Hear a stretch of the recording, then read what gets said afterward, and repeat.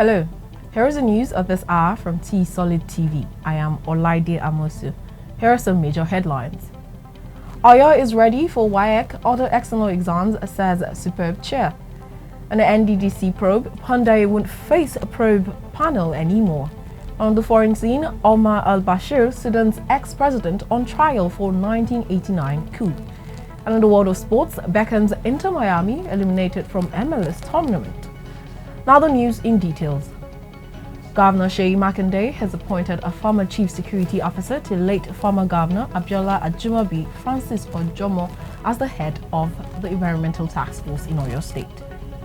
Ojomo, an assistant commissioner of police, will from next week lead an environmental task force to arrest persons who indiscriminately dump waste in Oyo State.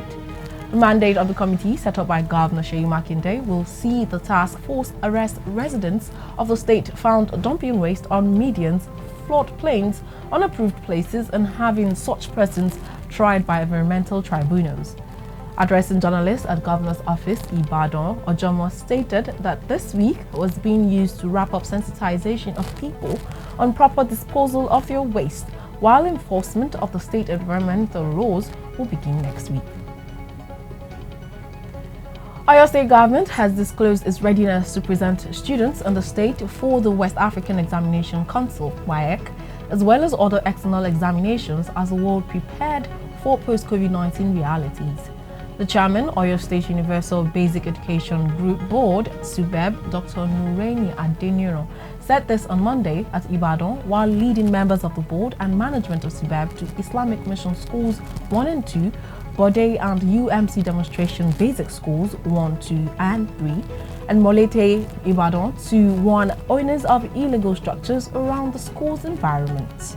He said judging from the readiness of the state through the preparation of students in all terminal classes, students in the state would face any external examinations including WAEC and the Joint Admission Matriculation Examination, JAM. The Speaker, House of Representatives, Honorable Femi Gbajabiamila, has stated that the Acting Managing Director of Niger Delta Development Commission's IMC, Professor PONDEI Kemebaradikumo, will no longer appear before the representatives panel probing the agency.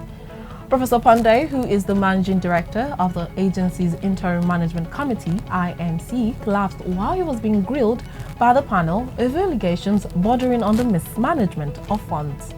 Speaking after Professor PONDEI was taken to a hospital after he fainted at the probe venue, Gbajabiamila directed the panel to use documents he already tendered to the panel to reach its conclusion. Lawrence Noli, a Lagos-based lawyer, has approached the Federal High Court in Lagos with an application seeking to compel the President, Muhammadu Buhari, to appoint more Supreme Court justices without further delay. The Nigerian Constitution provides for 21 Supreme Court justices, but following successive retirement of the justices without corresponding replacement, the number has over time dwindled to 12. While the number of appeals going to the court from all over the country keeps increasing. He told the court that the National Judicial Council had, since October last year, recommended 4 justices of the Court of Appeal to Buhari for appointment as Supreme Court justices, but the President refused to forward their names to the National Assembly for screening and confirmation. He identified the recommended justices as Adamu Jauro Emmanuel Ajim, C. Osheji, and Helen Ogunwuniju.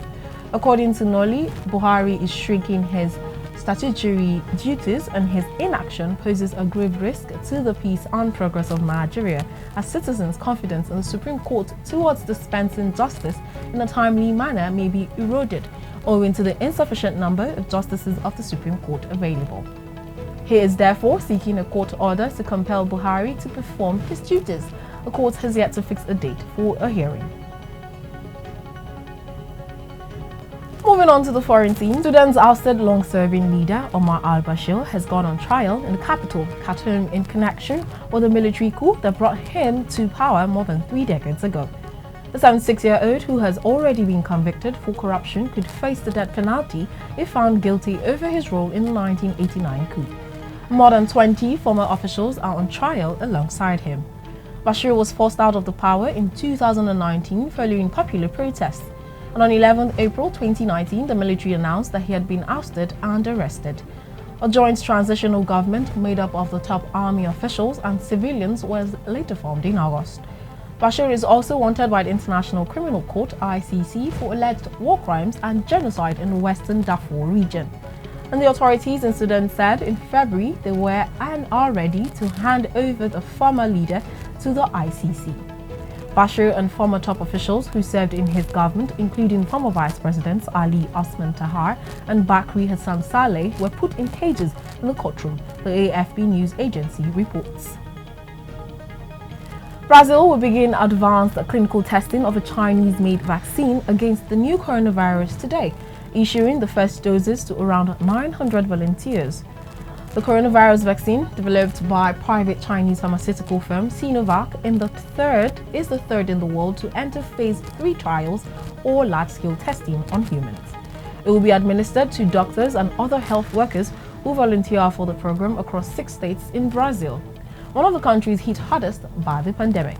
The state's governor, João Doria, told a news conference trials of Coronavac, one of the vaccines that have advanced furthest in testing in the world, will begin at the Clinical Hospital of Sao Paulo, while initial results were expected within 90 days. Sinovac is partnering with a Brazilian public health research center, the Butantan Institute, on the trials. Officials report if the vaccine proves safe and effective, the institute will have the rights to produce 120 million doses under the deal. Brazil is also helping to carry out phase 3 testing of another experimental vaccine developed by Oxford University in Britain and pharmaceutical firm AstraZeneca.